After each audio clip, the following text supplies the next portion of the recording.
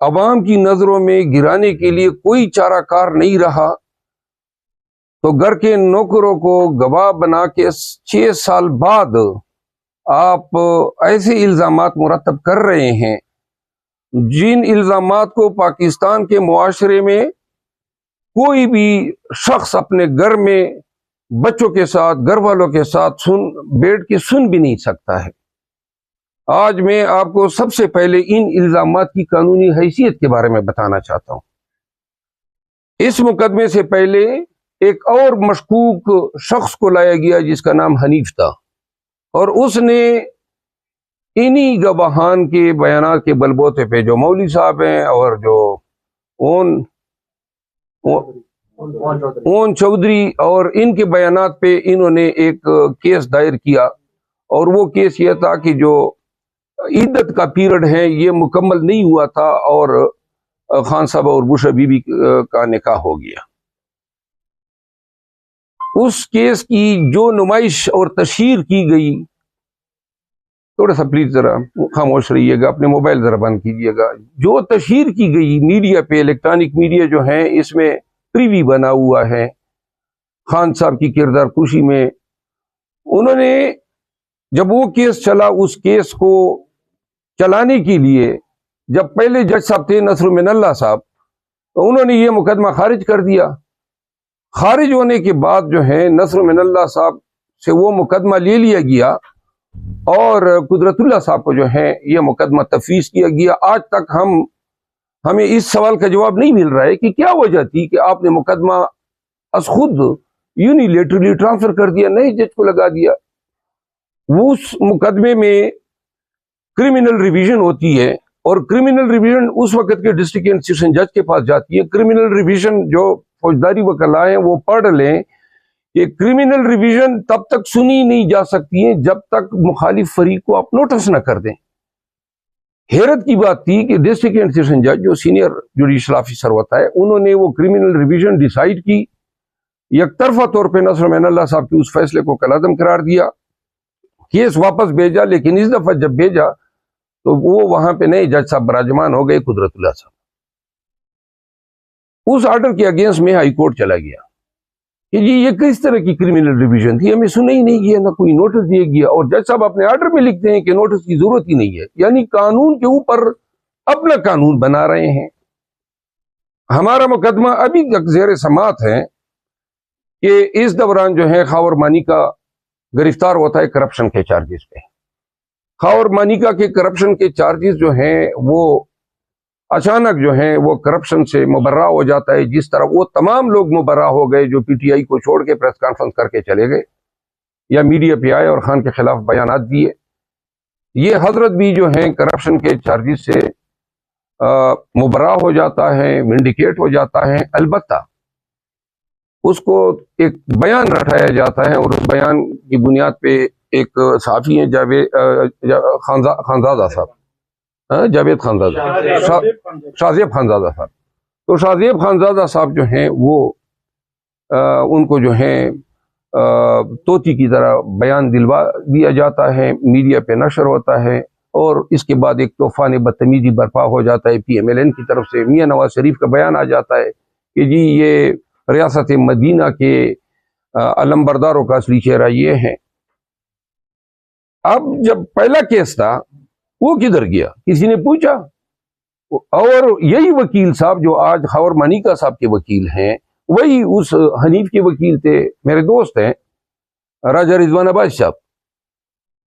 تو مطلب یہ ہے کہ پارٹی وہی ہے، صرف چہرے تبدیل کیے گئے۔ اب جب ان کو اندازہ ہوا کہ وہ کیس نہیں چل سکتا ہے، اس کے میرٹ پورے نہیں ہیں اور ثابت کرنا ناممکن ہے، تو اچانک ایک روز بغیر ہمیں کسی نوٹس کے، مقدمہ اس دن مقرر بھی نہیں ہے، اور وہ قدرت اللہ صاحب کے پاس درخواست دے دیتے ہیں کہ ہمیں یہ مقدمہ واپس لے کے نیا مقدمہ دائر کرنے کی اجازت دی جائے۔ یہ دیوانی مقدموں میں ہوتا ہے، فوجداری مقدموں میں اس طرح نہیں ہوتا ہے، کبھی آج تک ہم نے سنا ہی نہیں ہے۔ تو جج صاحب جو ہیں تیار بیٹھے ہوتے ہیں اور جناب اجازت دے دیتے ہیں۔ اجازت دینے کے بعد یہ خاور مانیکا کے بیان اور یہ جو وہی مولوی صاحب اور اون چودھری، یہ سب مل کے دوبارہ گواہان بن جاتے ہیں۔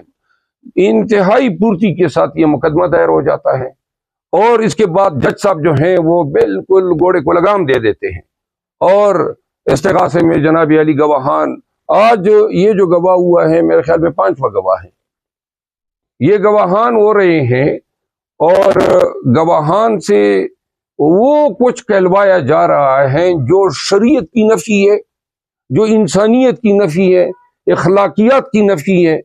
اتنی گراوٹ کا مظاہرہ کس طرح ہو سکتا ہے پاکستانی معاشرے میں؟ اسلام اور لا الہ الا اللہ محمد رسول اللہ کے نعرے پہ یہ ملک بنا ہے، اور آج ایک میاں بیوی آپ کس طرح ان کی تکذیب کر رہے ہیں، ان کی آپ کس گھٹیا انداز میں جو ہیں پاکستانیوں کو کیا اخلاقیات بتانا چاہتے ہیں؟ یہ آپ کی سیاست ہے، اور ملک کی اس سیاست کا کس طرح متعامل ہو سکتا ہے کہ جب آپ کی ساری ناؤ جو ہیں وہ یہاں پہ رک گئی کہ نوکر آپ کو مل گیا، اور نوکر جناب جو غلاظت اس شخص نے پھینکی ہے، یہ میں دعوے سے کہہ رہا ہوں کہ اس شخص نے قذف کا ارتکاب کیا ہے، اور ان تمام لوگوں نے قذف کا ارتکاب کیا ہے جس کی سزا دروں یعنی کوڑوں میں ہے۔ ہم ان کے خلاف قذف کے کیسز دائر کر رہے ہیں، نمبر 1۔ نمبر 2، پاکستانی قوم سے استدعا ہے، یہ بیان پڑھو، آپ کا ملک کس نہج پہ جا رہا ہے؟ کیا کر رہے ہیں آپ لوگ اس ملک کے ساتھ، اس ملک کی اخلاقیات کے ساتھ، اس ملک کی نظریاتی اور اس ملک کی جو ہم نے اخلاقی اقدار ڈیولپ کی تھی؟ آپ کی ناؤ یہاں پہ ٹوٹ گئی کہ آپ آ کے اب نوکر ہو۔ یہ پہلے ایک اور صافی صاحب ایک اور نوکر کو لے آیا، ملازم کو، اس پہ آپ خان کو نیچے دکھانا چاہتے ہیں۔ اگر آپ کے بیانیوں میں تھوڑی بھی اہمیت ہوتی، دیکھیے میں آپ کو قانونی طور پہ بتاتا ہوں، یہ کیس قانونی طور پر میں اس میں ریپرزینٹ کر رہا ہوں دونوں کو، چیئرمین پی ٹی آئی کو اور ان کی بی بی صاحبہ کو۔ یہ مقدمے میں یہ گواہان ہمارے سامنے آئیں گے۔ سب سے پہلی بات یہ ہے کہ عدت کے بارے میں یہ سیٹل لا ہے کہ صرف اور صرف یہ خاتون بتا سکتی ہے، آپ لوگوں نے اس کو ڈسپیوٹ کر دیا۔ پھر جب آپ کو وہاں پہ کچھ نہیں ملا، 7 سال پہلے یا 6.5 سال پہلے خاور مانیکا کا بیان آیا ہے، وہ ابھی بھی میڈیا کی زینت ہے۔ ان کے بچے، یعنی اب خاور مانیکا اپنے ہی کیس میں اپنی ہی زوجہ کے خلاف جو بیان دی، یعنی سابقہ زوجہ جو اس وقت ان کی زوجہ تھی، کیا بیان دلوا رہا ہے؟ ان کے جوان بچے ہیں، ان کے بچے کس طرح جو ہیں آپ ان کی اس طرح آپ تشہیر کر سکتے ہیں یا آپ ان کی اس طرح توہین کر سکتے ہیں؟ انتہائی دکھ ہوا ہے بحیثیت وکیل، بحیثیت خان کے وکیل کے، اور بحیثیت ایک انسان۔ آپ نے 186 مقدمات بنائے، دہشت گردی کے بنائے، یہ ملٹری انسٹالیشن کے بنائے، سب کچھ کیا، وہ ٹھیک تھا، آپ جتنی عداوت کریں، لیکن اس نیچ پہ کیوں آئے ہیں آپ؟ یعنی کیوں کر آپ جو ہے چیئرمین پی ٹی آئی کی دشمنی میں پاکستان کی اخلاقی قدروں کو اس طرح پامال کر سکتے ہیں؟ یہ گواہان آئیں گے، اب آپ سب سن لیں اور پوری قوم بھی سن لے۔ نمبر 1، خاور مانیکا کے اس بیان کی کیا اوقات رہ گئی جو انہوں نے خود اپنے تئیں آزادانہ طور پہ دیا تھا؟ اب یہ اس کا دوسرا بیان ہے۔ قانون یہ کہتا ہے کہ جب ایک شخص کے 2 بیانات ہوتے ہیں تو وہ سچا نہیں ہوتا ہے، انہوں نے اپنا بیان تبدیل کیا ہے، نمبر 1۔ نمبر 2، یہ جو آپ کے پاس اگر شہادتیں تھی اور یہ ایگزسٹ کرتا تھا تو کن حالات میں آیا؟ خاور مانیکا گرفتار ہوتا ہے، اس کا مطلب ہے ڈیورس ہے، اس کو مارا پیٹا گیا ہے، اسے بیان دلوایا گیا، اب خاور مانیکا کے یہ ملازمین بھی آ رہے ہیں، تو یہ اس کو اس تناظر میں دیکھا جائے گا کہ یہ کیس، اس کا جو مدعی یا مستغیث ہے خاور مانیکا، وہ جب کرپشن کیس میں گرفتار ہوتا ہے، اس کے بعد جناب وہ اس کی کرپشن ختم ہو کے یہاں پہ منتج ہو جاتی ہیں اور وہ استغاثہ لے آتا ہے، پھر اس کا ملازم آ جاتا ہے۔